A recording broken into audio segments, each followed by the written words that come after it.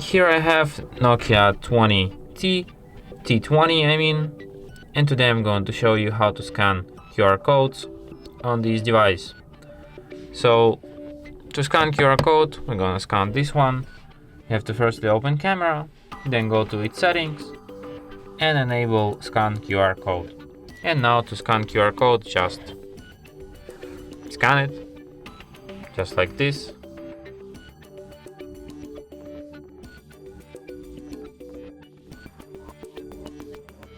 Here you can find open in browser, this link, and as you can see, that's how you can scan QR code.